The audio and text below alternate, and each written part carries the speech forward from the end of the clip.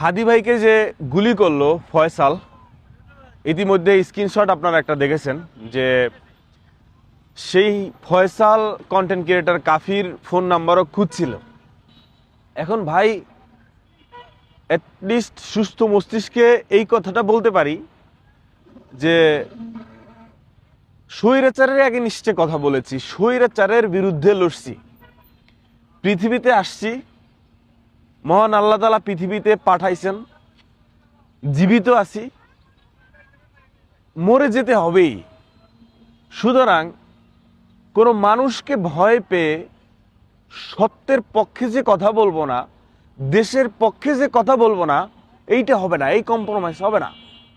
কারণ আজ হোক কাল হোক মানুষ গড় আয়ু পথে বাঁচে কয়দিন? 65 বছর, 60 বছর, 70 বছর এখনকার সময়। মানে এমনি বললাম আর কি, মানুষ সাধারণত যেভাবে হয়। তো আমার বয়স কত? 25+, 30-এর কাছাকাছি।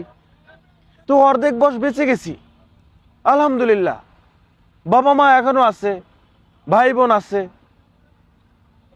বন্ধু বান্ধব আছে, গার্লফ্রেন্ড ছিল, সবার স্বাদ নেওয়া শেষ।